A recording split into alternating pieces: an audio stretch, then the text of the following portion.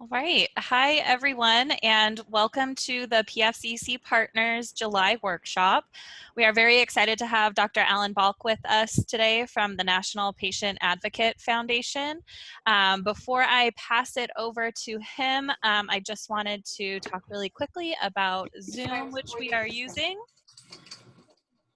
today for our webinar, and we use for all of our workshops and webinars as well. So if you do have some background noise, please take a moment to mute yourself. We will have a lot of time today at the end of our discussion for Q&A throughout the session. If you do have any questions for Dr. Balk or myself about the technology, you can put those in the chat. You can find all of these buttons for the mute, for your video, and for the chat by hovering over your screen and finding that toolbar. I see a lot of people have already found the chat box and are introducing themselves there. Please keep that going. It'd be really great just to see who all is with us today. I'm Lindsay Galley, the Director of Education for Patient Family Centered Care Partners, and we'll be facilitating our workshop today, and we'll be facilitating the chat as well. So if you do have questions throughout our session, you can put them in there and we can bring them up towards the end during our question and answer portion of today. Also, during our Q&A at the end, if you would like to speak up, you can raise your hand using the raise hand function. If you click on participants and click more, there should be a little hand that says raise hand, and I will be able to see that and see that you want to come off mute and speak up and ask a question. All right. So without further ado, I'm very excited to introduce Dr. Alan Balk from the National Patient Advocate Foundation. Dr. Balk is the Chief Executive Officer of Patient Advocate Foundation and National Patient Advocate Foundation. Alan has nearly 15 years of executive leadership in the nonprofit sector with an emphasis on consensus building and collaboration. He has led numerous federal advocacy efforts at the legislative and regulatory level. Alan also serves on the executive board for both the Patient Advocate Foundation and National Patient Advocate Foundation, and serves on the board for Fight Colorectal Cancer. So with that, I introduce Dr. Alan Balk. Alan? Thank you, Lindsay. Oh. Let me know in the chat if anybody's having trouble. Sounds good. I'll work on the muting. All right, thank you. So good afternoon, everyone. Thank you so much for giving me an opportunity to share with you some ideas that we've been formulating at the National Patient Advocate Foundation, and looking at the backgrounds of many of the people that have joined this session. It looks like I probably don't need to explain too much. I think it should be intuitive to many of you what we're hoping to accomplish. Would love your feedback and thoughts in terms of feasibility and practicality. What I'm going to present is a concept that we hope will end up being a multi-collaborative pilot, if you will. It's in an applied setting. We've had a couple of conversations with some different plans in Chicago and as well as Florida, who are thinking about it, and certainly have some practices in both of those places that are interested in the concept. It's not an easy lift, as I'm sure once you start to see what we're talking about, you'll quickly understand why it's so important to think about how to construct a clinical workflow in this way, but also why it's so challenging to do so.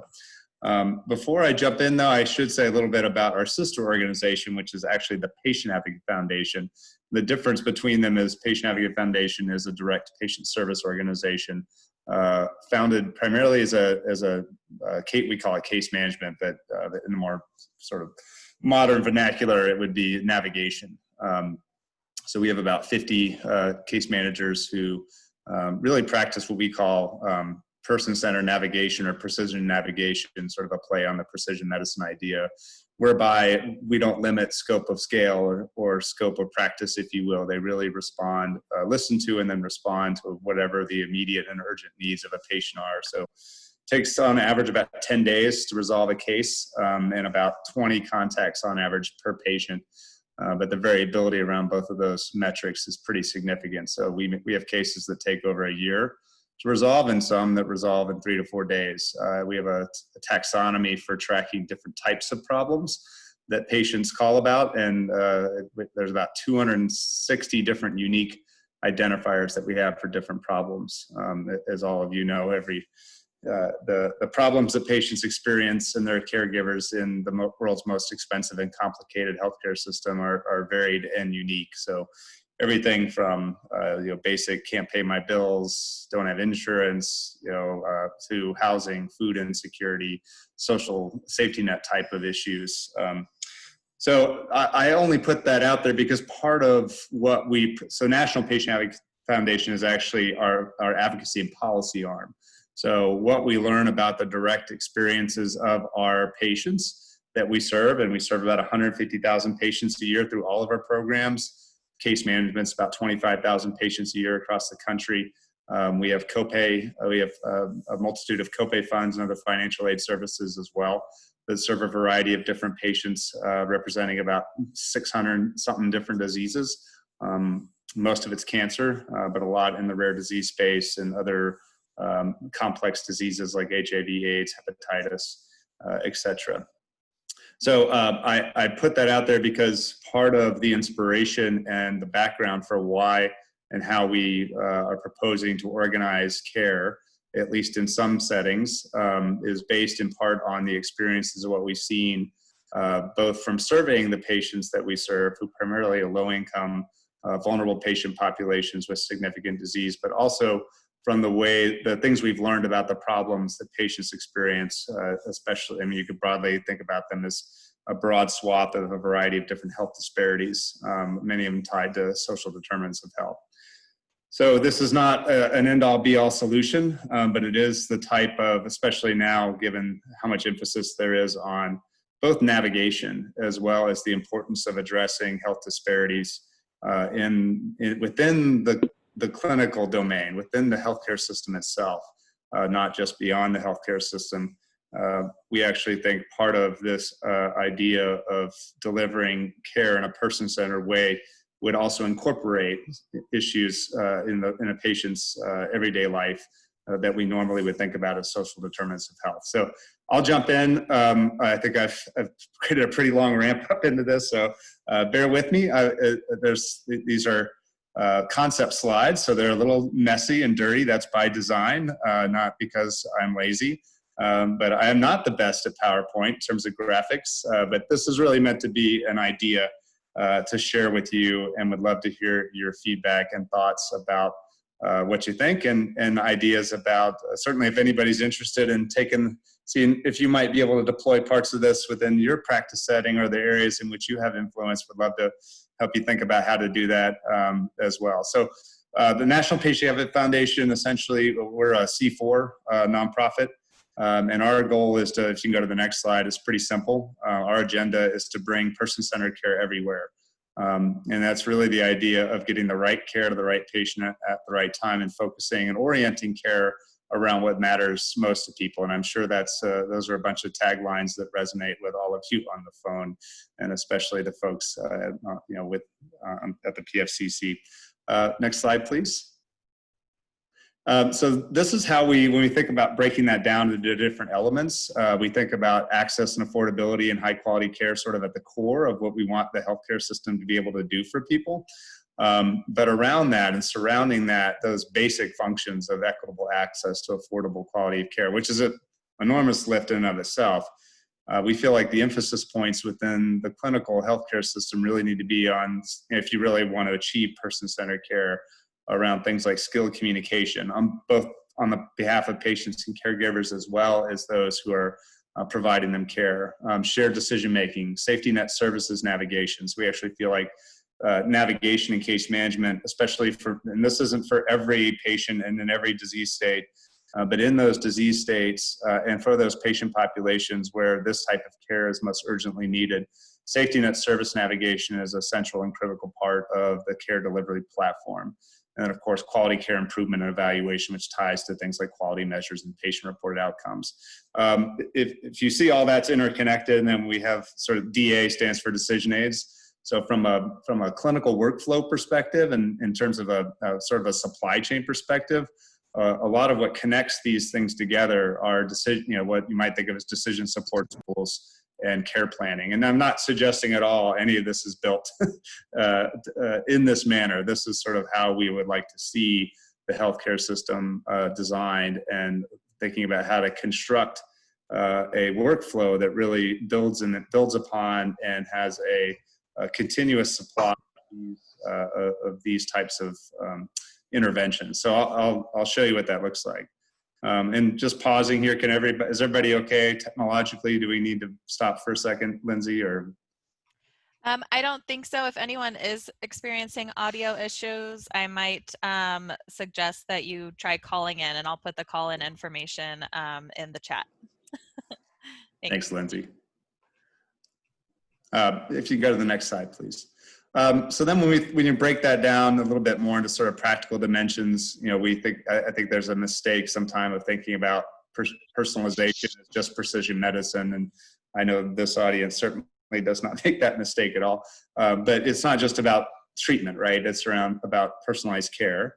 But then, that we call this the three-legged stool of designing a person-centered system.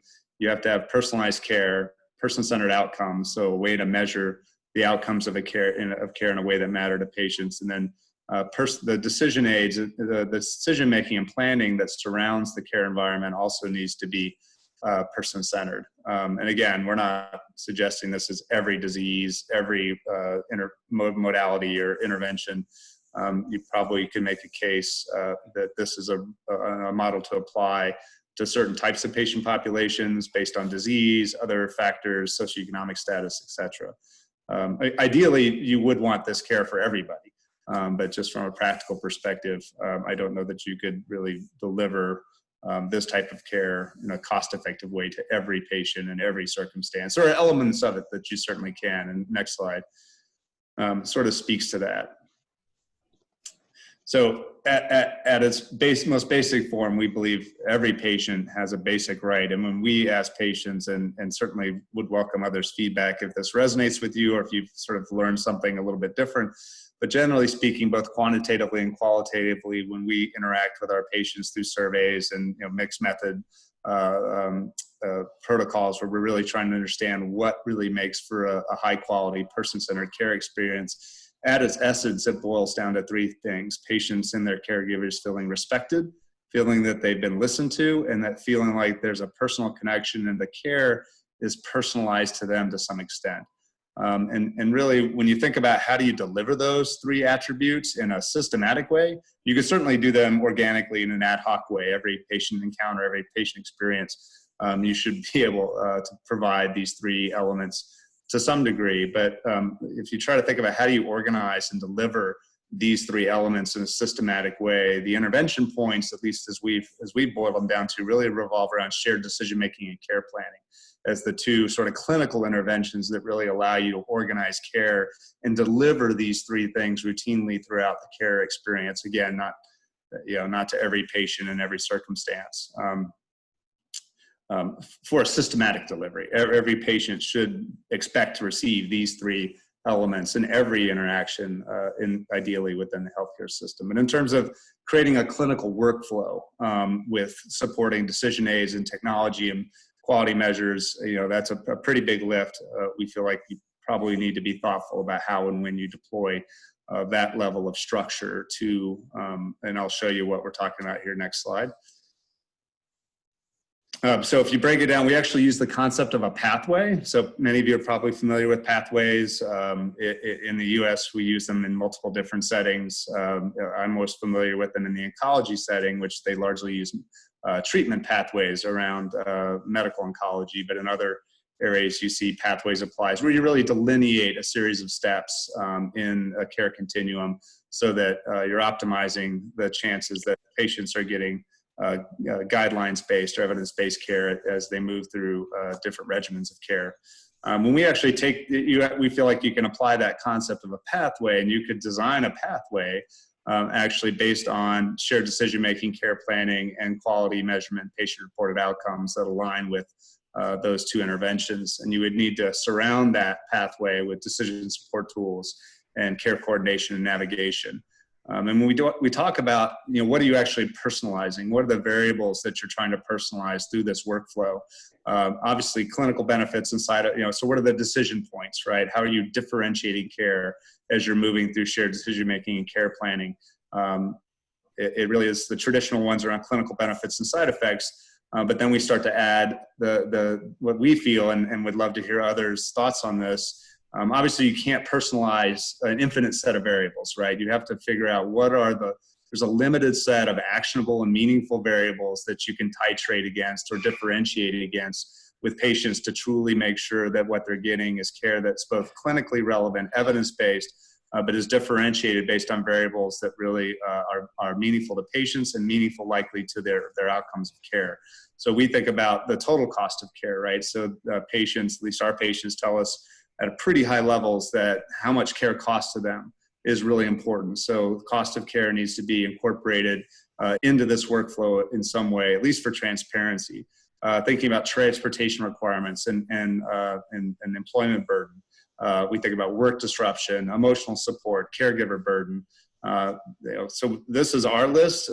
We certainly think there are probably others, or this list would be different perhaps based on certain types of disease or certain types of socioeconomic characteristics. But I think a key point here is you have to come up with a set number of variables around which to organize the decision-making and care planning. Otherwise, it's just there's an infinite set of things that you may be trying to differentiate against, and it makes it very hard to make a decision.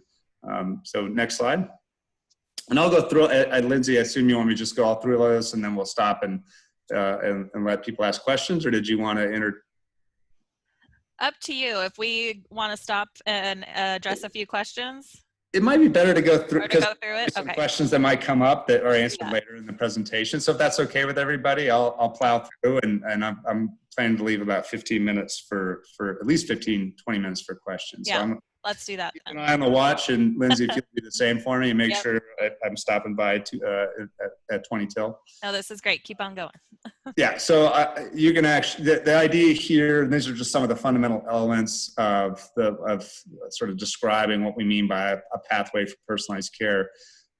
If you flip down to the bottom, I mean, one of the first reactions you often hear, and it's a reasonable one, is, well, how do you expect to free up enough time within the workflow to be able to deliver? We'd all love to do this, right? There's just not enough time. No one's incentivized to deliver care in this way. And we're certain this is a normative concept. But we do think there's probably some ways that you could offset the time needed to deliver this type of care. I like to respond to that, say, well, this is the type of care practitioners want to practice, and this is the type of care that patients want to receive. So why don't we think about where is time being spent in the workflow now that actually is detrimental to this experience, and redeploy that in a way that actually allows patients to receive this type of care. And one of the places we look at is in the utilization management environment. So we know from studies that anywhere from 20 to 30% of a clinical workflow in certain areas that they're actually working on overcoming utilization management requirements at the back end of care. We actually think, and if you take this part of the reason why we think of this as a pathway, because increasingly, at least in the oncology space, adherence to pathway is actually a means by which to obviate traditional utilization management. So if what you prescribe is on pathway, it's automatically approved. So we feel like you could actually create a very evidence-based, systematic way of delivering shared decision-making and care planning that optimizes the chances of getting the right care to the right patient at the right time. And when you do so, and you appropriately vary care based on unique characteristics of the individual that are clinically relevant and socially relevant to the patient, that is actually worth supporting from an authorization standpoint for a health plan. So we've actually, this idea resonates with some of the health plans we've talked to, they don't like to spend a lot of money on their side, going back and forth on the back end with doctors and with nurses and PAs and the healthcare staff trying to figure out whether they should approve something on the back end. So we actually feel that you could, it wouldn't create all the time and space you need to be able to do this type of work, but at least if you could dedicate more of your staff time to figuring out what a patient really needs and making sure you're giving them the most appropriate evidence-based care that is as personalized as it should be to that individual, that whatever the outcome of that decision should be approved for that patient without the prior auth necessity on the back end. Next slide. I'll skip this. If you can go to the next one, that's sort of a primer on pathways and decision making. I think that the basic challenge that we have here is an emphasis, especially in the pathway environment, but I think generally speaking, there's an over-titration or over-emphasis on standardization of care. And I'm not suggesting at all that standardization of care in many instances is not a good benchmark, right, to try to provide evidence-based standard of care. However, increasingly, especially when you think about social determinants of health and other aspects of a patient's everyday life, there's a lot of opportunity for what we consider to be appropriate variation in care. So you really, we've done a good job, and we're constantly looking at how do we eliminate unnecessary variability in care, and that's important. But I think what we sort of lost, and I think what the time has come to also think about, how do we create systematic ways of delivering appropriate variations of care while we're also trying to minimize and eliminate unnecessary variations in care. And so when I think about socially relevant care, what I'm thinking about is the patient's lived experience. So things like transportation burden, caregiver burden, economic burden, right? Out-of-pocket costs of the patient, not just the deductibles, co-pays, et cetera, within the benefit design, but the other costs that truly come out of the patient's pocket, like workplace disruption. Food insecurity would be the types of things when I'm thinking about socially relevant. Or if a treatment really requires a significant amount of nutrition support, and a patient doesn't have access to that, and you haven't really thought about that in the care plan and their ability to afford that and be able to access the right nutrition for it, that would be a socially relevant dimension in my mind. And maybe that's not the right nomenclature, but thank you for asking. That is what I'm talking about by socially relevant. Next slide. You can skip this. I've already pretty much articulated that point. Just in case, just a level set, if anybody's not familiar with a pathway and what that concept is, there's not a standard definition of pathway, ironically enough. There is one that's routinely referenced. It came out of a Cochrane review, and most pathways are considered to start with this first dimension. It's a delineated structure and a multidisciplinary plan of care that spans multiple categories of care. And then it typically would have one of these other three dimensions. So it translates guidelines into more specific paths of care. Usually there's some sort of protocol or logic or algorithm to, decision points. So, what information do you need to make a decision on, and how do you surface that information? And when you have a certain information set, how do you use that information set to make a determination about what the right care is for that patient? The idea is meant to standardize care in a specific population for a specific clinical problem or procedure. And in this case, we're talking about standardizing the delivery of shared decision-making and care planning, which actually may sound a little like it's an oxymoron, but the idea is if you standardize, it's called a custom configuration model. So if you standardize the way you deliver something, you can actually still have multiple different outputs or outcomes from that same process. But you can standardize the way it's delivered, the dimensions around which a particular intervention is deployed. And even if the outcome is not a standard outcome, the process by which something is deployed, like shared decision-making, could be standardized to some degree, so it can be scaled and systematically delivered in a person-centered way. And yeah, I'm seeing some of the comments. I totally understand. There's a lot of time commitment. This is a huge undertaking in terms of time and financial effort. So this is a concept, and it would be, you may think it's totally impractical. we like to think at least some of it is quite doable, at least to some extent, in certain practice areas. Next slide. So I'm just presenting to you not necessarily something that's absolutely feasible, but sort of the ideal state. If you go to the next slide, I'm skipping around here a little bit. So when we think about shared decision-making and care planning, it is not just a one and done type of exercise, right? So we like to say shared decision-making should not be a pop quiz. It's not something that you sit down, in complicated disease areas, right? It's not something you say, hey, today we're doing shared decision-making. It's to truly do it right in a person-centered way, and to make it more efficient. And then some of the ways you could save time is actually having a lot of the upfront work, helping patients understand how they communicate what's important to them, and understand that that's an expertise that they possess, they alone. Their clinicians may have the medical and scientific expertise, but the patients and the caregivers really are the ones who are experts in what's important to them, and the things that are going to really influence and be important to their care, especially as they move through their own care plan. So we think about pre-shared decision making as an exercise that could be facilitated through. That's why we feel like decision aids, and there's a lot of technology that could be deployed here to create efficiency in the system. So you're not necessarily having a human being doesn't necessarily need to sit down and walk through every permutation of what might be important to a patient. That's something that could be supported virtually for some patient populations, right? And that information could be fed back to the clinical team even before they sit down. So you could virtually and through the digital technology learn a lot. A patient could share a lot about themselves, and the clinical team could learn a lot about that patient before they sit down together and start going through the shared decision-making process.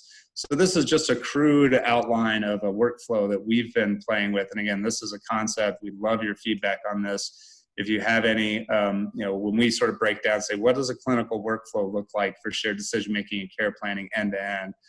This is what we've come up with as a starting point, and then starting to pinpoint where support tools and decision aids could be used to facilitate the process and bring some efficiency. So it's not all a doctor or a nurse or a PA or a social worker, a case manager, or navigator having to spend a lot of every waking minute doing all this work. So we think about pre-shared decision making up into an actual shared decision making intervention, and then the results of that. It doesn't do any good if you have a really incredible shared decision making experience, and that the outcomes of that don't translate into a care plan. So the decision making should translate into a care plan.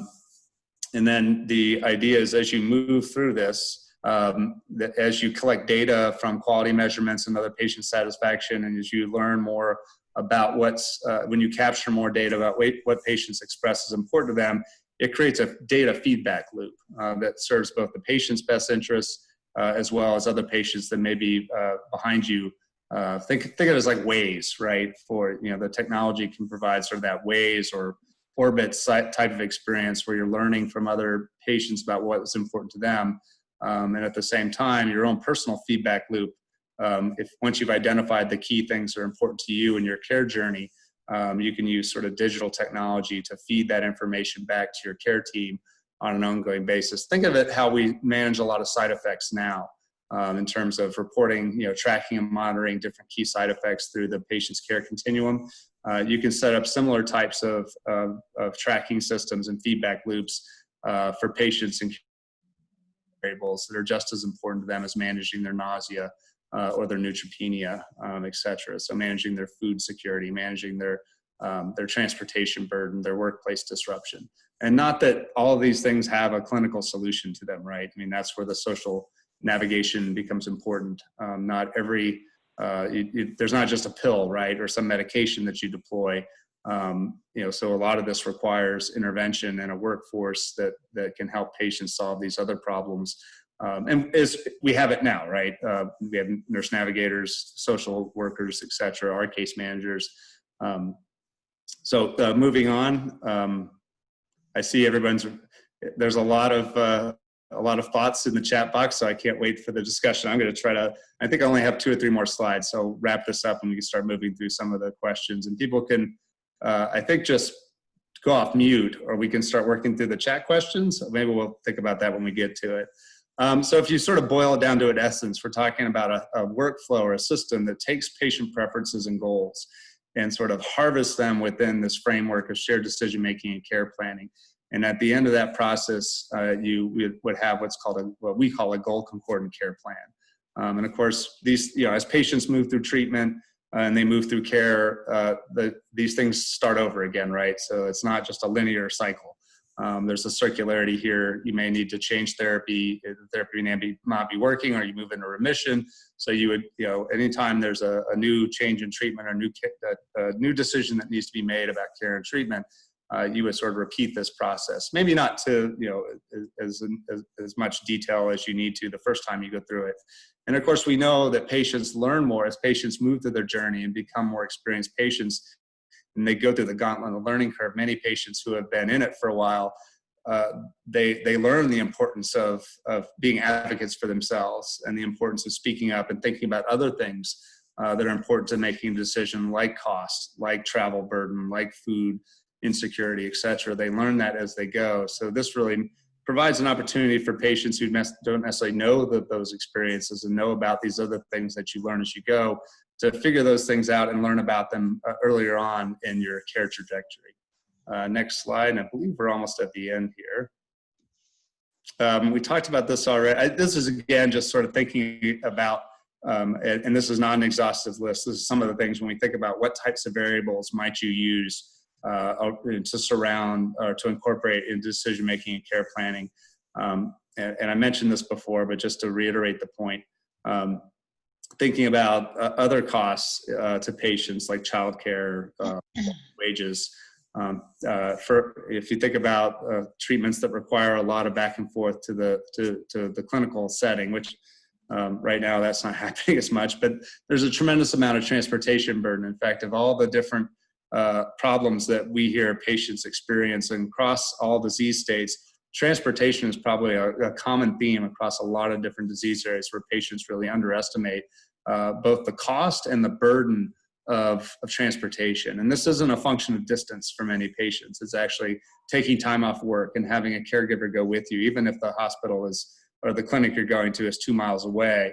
It's a significant disruption in your life, typically, both economically and logistically, to be consistently having to go someplace to receive services. So next slide.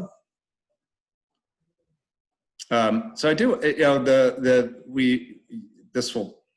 I'll go quickly through this because I don't think anybody here would, well, you might disagree, but hopefully you sort of think about shared decision-making the same way, that it's not just a check the box sort of NQF 2962 experience where we say, here's your options, and did we discuss all your options, and do you understand the decision that's been made to you, almost like the reading of the Miranda rights. It really is a process where the patient brings their unique experiences to the forefront, and the clinical team obviously has the medical and scientific expertise. We're really trying to bridge the gap between what patients are experts in, which is themselves, and the knowledge and expertise that the clinical team has. And oftentimes patients, as you know, they feel like their role in the process is to try to become clinical experts and become mini doctors and scientists in the disease area that they're experiencing. And we're not downplaying the importance of that for a patient. But we actually feel like patients are empowered knowing that you bring a really special and an immediate expertise in the environment that is really important, just as important to the science here. But also your voice around what's important to you and matters to you is also just as important to the process. Next slide. You can skip this. We talked a little bit about pre-shared decision-making a little bit. I'm not going to walk you through that construct, but you can share these slides if anybody really wants to drill down. We've listed, when you start to think about what are the elements of a pre-shared decision-making construct, both from a provider side and a patient side. What is a shared decision-making? What are the elements of a shared decision-making intervention? Those are sort of delineated on those previous slides. I don't want to get too far into the weeds here. on those. But those are the type you really do have to think through and map out in a pathway sort of mindset. What are the key elements of those interventions that need to be differentiated and part of the workflow. And then a care plan is really the outcome that we're trying to get to, a person-centered care plan that has the key elements of the patient's journey mapped out, so they sort of know what to expect, but also map out the other attributes of a patient's journey that are important to them. So thinking about if a classic example is if you're pregnant and have a high-risk pregnancy, you're going to be going to get a lot of, you're going to be seeing your OBGYN quite a bit. So not just mapping out, for example, your clinical visits, but then mapping out the transportation requirements and thinking through not only how, when and why you need to go see your OBGYN, but thinking about and mapping out, how are you going to experience difficulties actually, taking off work and getting to that clinical visit. So let's map that out. Let's think, let's figure out what are the points there where you're going to need to travel, and how are we going to help? Are you going to need help with that transportation burden, and how are we going to get you that help? Next slide. And then, as I mentioned at the beginning, and I'll reiterate here, the idea isn't that this is something that we think could be deployed in every therapeutic area. We would want to start with a pilot in a particular disease area where there is a lot of an opportunity to appropriately vary care already, both therapeutically, but for other factors. And oncology, we feel like, and there's probably other disease areas as well, but cancer, and particularly breast cancer, lung cancer, a variety of different cancers, there's really a lot of opportunity to vary care in appropriate ways, not just medically, but also thinking about these other dimensions that I've talked about here a couple times already. So we would, when we think about deploying this concept as a pilot, we've come up with these as our criteria for thinking about what's an appropriate therapeutic area in which to pilot a concept like this. Next slide. And then, of course, there's already a lot of, you're not starting from scratch, right? There's already a lot that exists within the health system environment that could help build this together. The problem is, and everybody knows, we do these things in silos, right? So there's not continuity or connectivity between these, which is why the pathway concept becomes so important. So you can take a lot of things that we already have the ability to do. There's quite a bit there's question builders out there. There's a lot of support. It certainly could be more, but there's tools and technology to support shared decision-making, care planning. You have clinical pathways already in different parts of the clinical environment. The idea is and you have care planning templates. How do you bring these things together and think about a workflow and a systematic delivery that leverages a lot of the capacity and knowledge and resources that we already have? Next slide. And I think, yep, this is my last slide. So I'm not even going to wrap up here. I think I've reiterated a few points a couple different times. So I'm going to stop. And I guess what I'll close with is one of the things that we've also learned from patients is, when we've asked them, like, what do you, what if you're thinking about problems, right? And someone is talking through problems with you, how important, what types of problems do you want to talk about? What type of problems have you experienced? And of course, there's a lot of different things that patients have problems with. The one common theme is what patients really what they want most from that. They want to discuss those things when you think about cost, for example, the cost of care. The thing that patients say, at least our patients that say they want most at really high percentages across disease states, is they want to know that there's what help is there for them to help get them through that problem. So when you think about cost of care, for example, or transportation burden, or even side effects, right? We wouldn't just say, hey, you're gonna take this pill and you're gonna feel nausea. We would actually go the next step and say, but there are things that we can do to help manage your nausea. Here's who you call. Here's sort of the plan for how we're going to manage your nausea if and when you experience that. That's the type of expectations that patients would have from something like this. Not that you're going to solve every problem that they may have, but that you've surfaced the potential for certain issues and problems that they may experience. You've done the best job you can to try to find the right care for them, and think in the care plan about what types of burdens and barriers are they going to face. And then start to think about what types of services and resources are going to be there to help you. we have case managers, we have social workers, there's financial assistance available, et cetera. So starting to manage the expectations and letting patients know that there are things out there and people out there that are going to be there to help them with these things as they move through their journey. So I'm going to stop there, and good Lord, there's a lot going on in the chat room. So I love the thought process here. So hopefully I've left enough time for some discussion. Yeah, we have plenty of time, and thank you so much, Alan, for that overview of this concept. There is a lot of great conversations going on in chat, and I'm happy to share the chat with you after. That would be great. If that would be helpful, because there are I'm a lot of... I'm copying and pasting it right now. I guess I don't need to do that. I'll get it to you, yeah. Okay, thank you. I guess I'm going to pull out a few questions that I saw in the chat and in the conversations, and then we can open it up for others who had questions. The first, just to level set, there was a question about the move from patient-centered care, patient-family-centered care to person-centered care, and I wanted to see if you could address that really quick. Yeah, we tend to use the word person-centered care. And people may have strong feelings about it. We don't. We use them interchangeably. We could say whether that's right or wrong. We tend to use person-centered just because we feel like not every patient wants to think of themselves as a patient. And person-centered also kind of captures not just the patient but the caregiver and their family. Mm-hmm. So we prefer the term person-centered, but we're not regimented or sort of dogmatic about it, I guess. Not that you shouldn't be either way. Right. But we tend to use the word person-centered. Yeah, there was another comment in the chat to address that as well, that person addresses the whole person outside Mm-hmm. of when they are a patient as well. It's right. your daily lives, it's your work, it's your school, it's all of that. Yeah. Also, great. And then there's been a lot of conversation about connection with community-based organizations Yep. to support people, Yep. social workers to support people. So I'm curious how that fits into this pathway, and if you've learned anything from your sister organization, the Patient Advocate Foundation, of what they've learned. There's a whole other slide set around how do you support this with social needs, what we call social needs navigation, case management navigation. So it does assume if you took that piece out and you broke it up into its elements, there would be, and that is sort of the guts of case management and navigation, is not just relying upon resources and help that you have within the health system, but how do you connect patients to resources in their community? And that's, for those of you who are navigators or case managers, that is the essence in a lot of ways of dealing with these problems. Is there's not a clinical solution.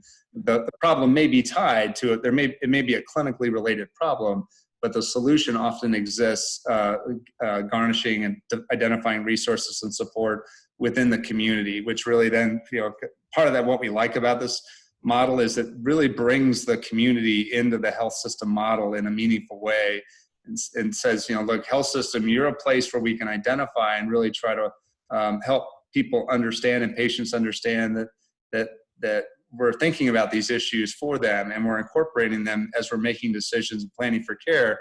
But there's not, some of these things they're going to happen. We can't guard you and protect you from any economic shortfall you may have or housing issues.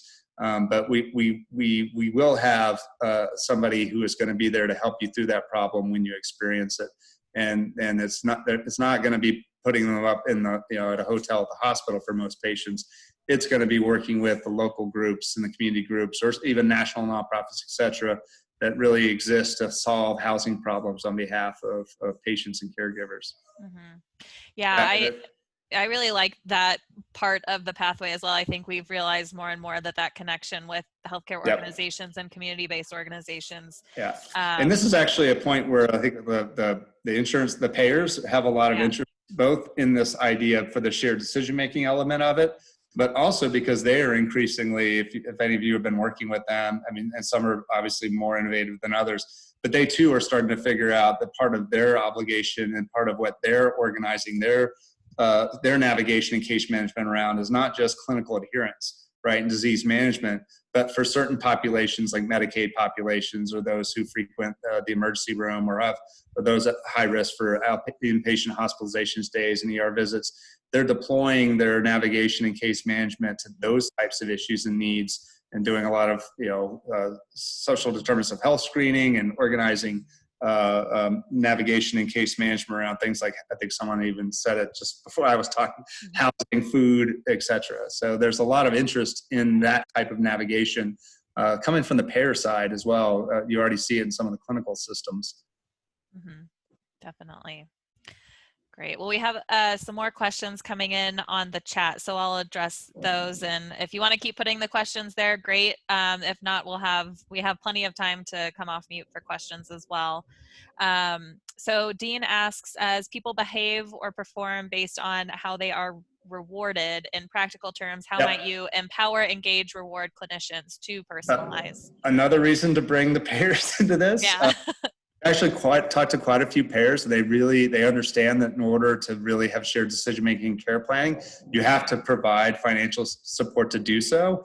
And my apologies to the high value sort of, and we certainly are big believers in shifting from fee-for-service based incentives, but this is actually a place where we feel like if you're going to do fee-for-service, this is a place where it might make sense to actually provide direct reimbursement and support for the activity, the amount of work and time and effort it takes to truly do shared decision-making and care planning in this way. Some of the plans we've talked to are saying we're actually paying now. We will pay for shared decision-making. It's a code.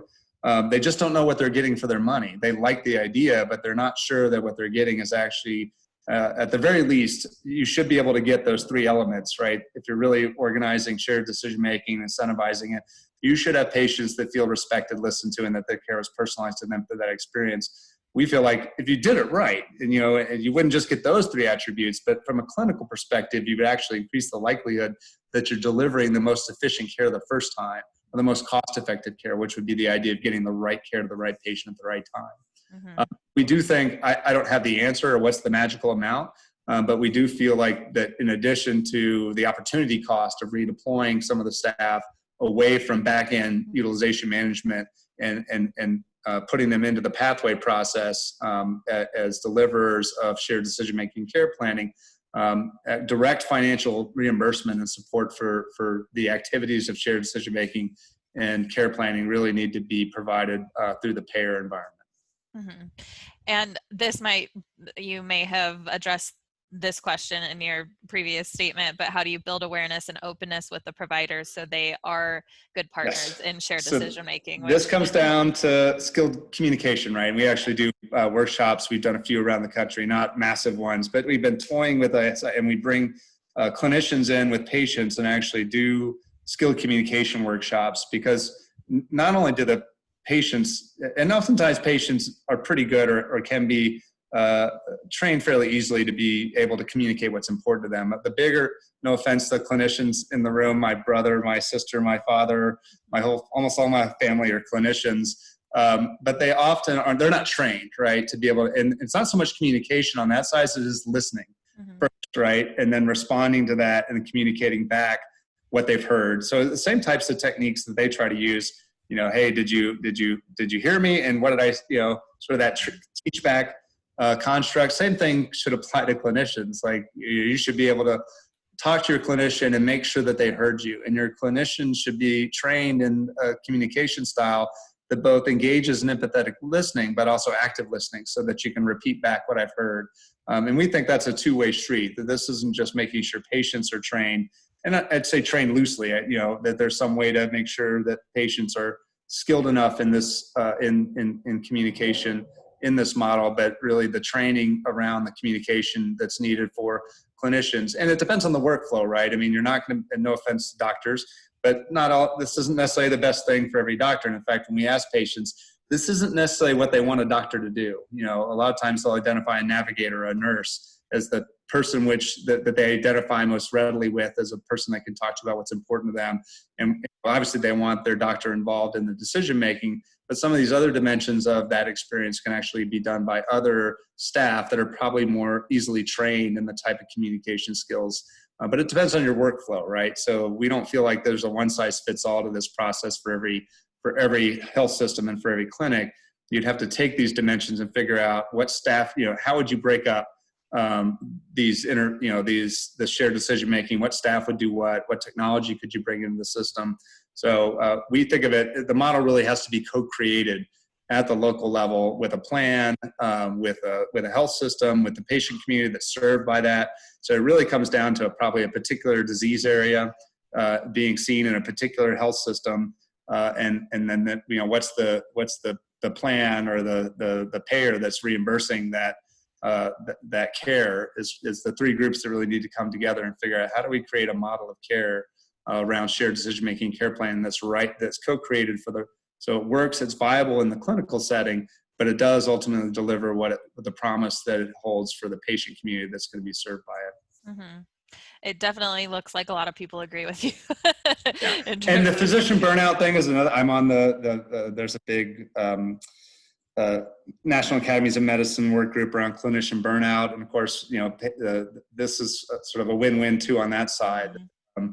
Not that you'll eliminate burnout, but a lot of the reasons why clinicians are burned out is because they can't provide care this way. Mm-hmm. And because of all the utilization management, and I'm not blaming utilization management on all burnout, but that is one of the things clinicians say that they do identify as one of the primary reasons for burnout, besides the emotional, just the logistical and the bureaucracy around care. A lot of it does tie back to utilization management. So we do feel that is another benefit on the clinicians. We focus more on the patient benefit, but there are some potential benefits on the clinician side, and burnout would be one of those. Yeah, definitely. I want to take a moment and ask Stephen to come into the conversation. He had an interesting question about kind of stimulating this new framework. Stephen, did you want to talk about that? Sure. Thanks, Alan. I think this is incredible. It was obvious to me that it's been informed by the ones you've helped at Patient Advocate Foundation. Yep. And I was wondering, where your next steps are, where your head is next. Is there any potential to look at those people and, kind of simulate them in a way, or create some way, or maybe you've done that, or are you looking at particular care settings first, and I'm of course hearing the importance of getting the right payers on board. So just thanks again. So we're a little all over the place. I know that feeling. Quick rundown. We are having some initial, and a lot of what we're doing is just sharing this idea with health plans, with health systems that we feel, that I know just from, doing things like this. I was like, oh, I love this idea. Let's connect afterwards. And had several conversations and thinking about, is it possible? What would it take? Let's start to think about, getting some people together. We actually had several in-person meetings planned in the Chicago area and in Jacksonville, Florida, that we're going to be, bringing communities together, sort of the relevant stakeholders, and sitting down and sort of talking about feasibility. This is probably a heavy lift to do virtually, just to get by. So those were put off for a while. Plus, this now is not the time to be going to health systems and putting something. And unfortunately, and you may disagree, but that's not a good time for most health. No, it's hard. Something like this. So we kind of put this on the back burner. But the things we are working, so there are practical elements of this that need to be sort of fine-tuned as well. So we're actually doing quite a bit of work in the decision support space. We're not building a tool, but we're trying to figure out. We have a project we're going through and trying to create a taxonomy for different types of decision support tools. Some way of coming up with standards for how different support tools, what are the attributes of them, so that they can be built to be as person-centered as possible. We actually have a project with Avalier and Robert Wood Johnson around cost of care conversations. How do you deploy them? How do you make them meaningful? And how do you measure the outcomes of a cost of care conversation as another element of this? So we're picking off bits, and then of course we have quite a bit of work we're doing in the navigation space around trying to figure out and articulate what's the navigation workflow around all this. And so we have a mini laboratory, if you will, already with 50 case managers, doing social needs navigation every day. So we're trying to do the best job we can in understanding the science of navigation. So how do you screen for social needs navigation? How do you figure out what's the most effective and efficient interventions against certain types of problems? And then how do you measure the success of navigation as an intervention? So those are, I could go on and on. There's a presentation Yeah, for each one of these things. But as we're sort of waiting on the clouds, the rain clouds to move on of COVID-19 so that we can get back to normal. And I don't know, I don't want to start a whole nother conversation about how long that's going to be, but there are some pieces where we're working on some of the fundamental elements of this that are going to be essential if we ever do get to a point where we can start to deploy it in some way. I mean, I think you'd probably start this as just a shared decision-making study. And we would couch it as a quality improvement project within a clinic and a healthcare system or a pathway project. And so you'd pilot maybe just the shared decision-making piece with a certain technology around decision support, decision aids with some skill communication training. And just see what happens when you actually set up a workflow that is geared towards person-centered decision-making with some appropriate technology and support around it, and with social needs navigation as a real central component. That would be a win right there. I mean, getting planning and the feedback loops and all that, the adaptive learning environment is certainly nirvana. But I do think there's chunks of this that I think you could take and deploy in a variety of different systems. And that's kind of what we want to figure out.